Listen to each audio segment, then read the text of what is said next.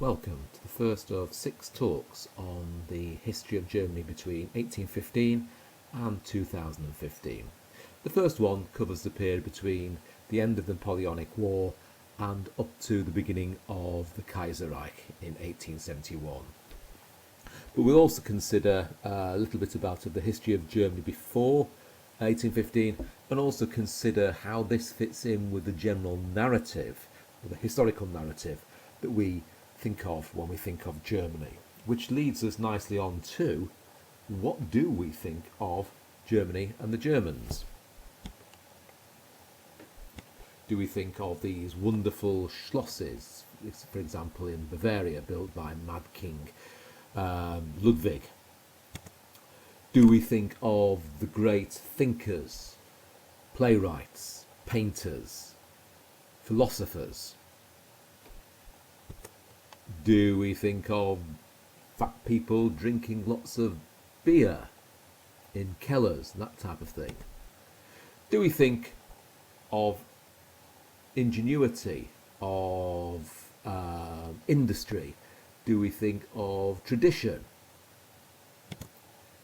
Do we think of this person? And do we think about how we have overcome them in previous times? When we do look at Germany, one thing we do need to consider is this thing about the special path, or the Deutsche Sonderweg.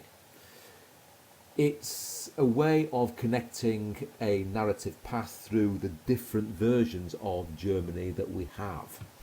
And it's a similar way that we consider France to be the symbol of liberty, or of Britain to be the symbol of continuity and democracy.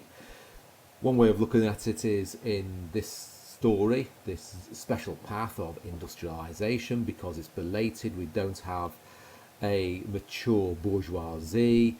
Therefore, the failed bourgeoisie revolutions of 1848 mean that you have a conservative revolution from above, that the unification of Germany is done by the Junker class of Prussia, and that imposes the views of its way of doing things on the whole of Germany, irrespective of their traditions, which is very conservative, both the small and large C.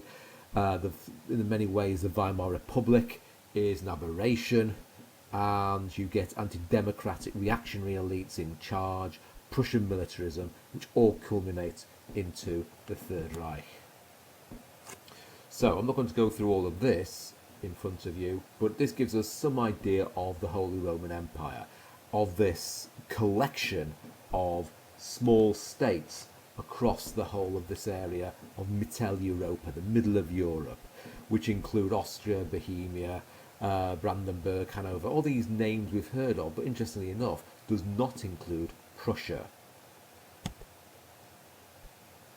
This is finally challenged and broken up through the French wars. Many Germans actually supported the French Revolution, especially the middle classes. They saw this as a way of bringing about liberty. But when Napoleon marched his French troops into Germany and broke up the Holy Roman Empire and created his own system, this brought many Germans against France. In many ways, they saw France as an enemy. This then creates also an idea of nationalism, that they are against something, but also they have to be for something, an idea of what Germany should be. And Fichte saw their uniting theme, if you like, was that Germany should be the champion of liberty. The Volk should rise up and drive out the invader, which was France, which represented no longer liberty but despotism.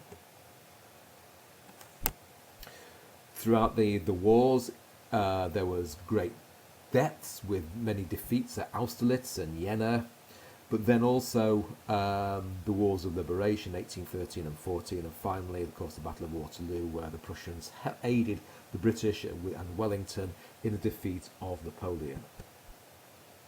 In 1415, there was the Congress of Vienna, which restored the deposed monarchs to their thrones and sought to establish an ancien regime in Europe. In other words, a restoration of what went on before. And Prussia was given large parts of Germany in the west. But remember that Prussia originally existed in the east. Now it existed in the west. And it doubled its size overnight.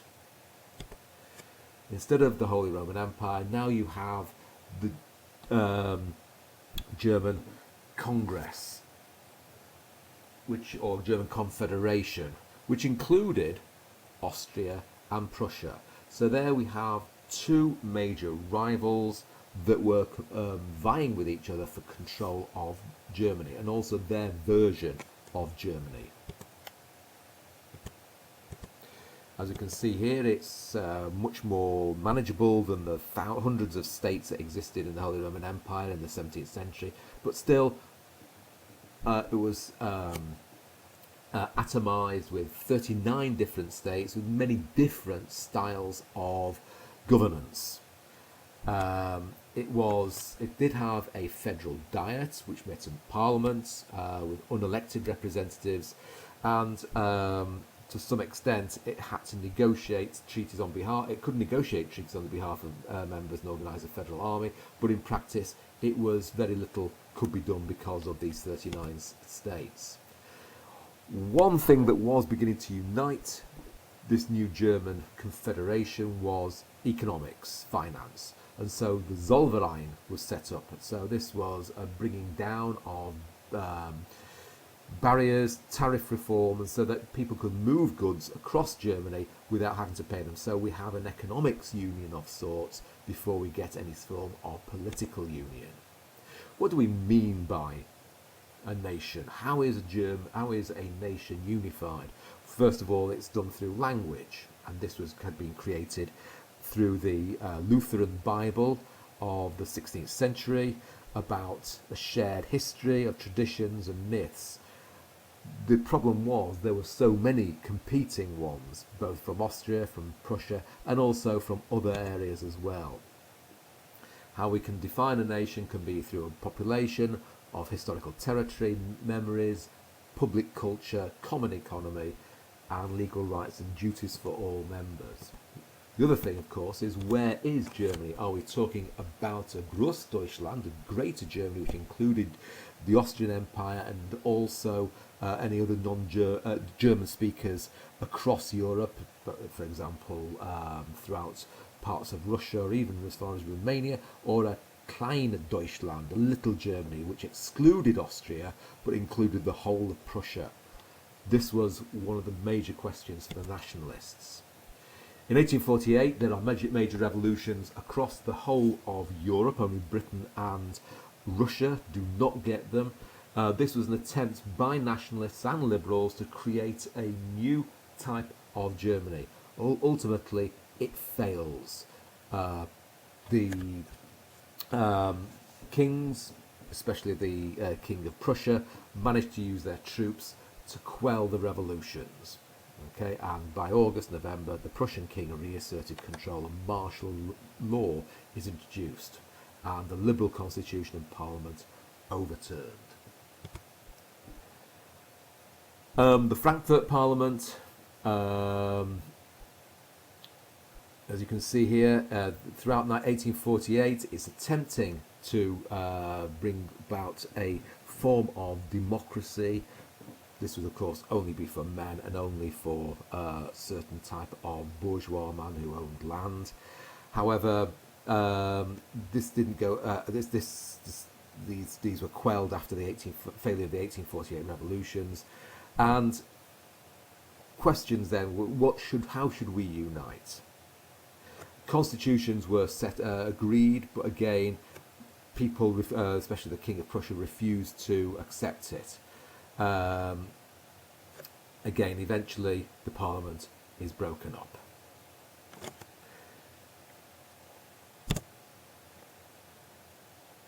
In 1861, you get a new King of Prussia, a soldier by training, very conservative, had fought against Napoleon, staunch opponent of revolution, and devout Protestant. He actually believed he would be answerable only to God. This had been kicked out of British monarchical thoughts since the 1640s, never mind the 1860s. But this was how he saw himself. Prussia became more and more conservative, and with the appointment of Bismarck as minister president or chancellor, they got then a new person who was able to bring about a new way, a new attempt to try and unify Germany. This was done, first of all, through a series of wars, first of all against Denmark, and then against its old foe, Austria. The war against Austria lasted only 7 weeks, and after that, Prussia was dominant in that, and Austria no longer has any control or say in the governance of the German Confederation. The only way the only parts of Germany that didn't accept Prussian control was now the southern states, Bavaria, places like that. So it needed to somehow unify those, and the only way they could do that was through the threat of war. And the final conflict that Bismarck managed to organise, partly through luck and partly through cunning, was the Franco-Prussian War of 1870-1871. So this is a war against France, which again was decisive. And through that, by creating the idea that France wanted to attack Germany, which Bismarck managed to conspire to do, it united Germany under a Prussian control.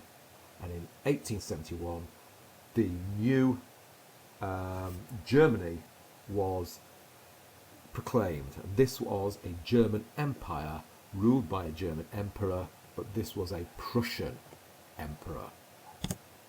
And this was done in the Palace of Versailles in France.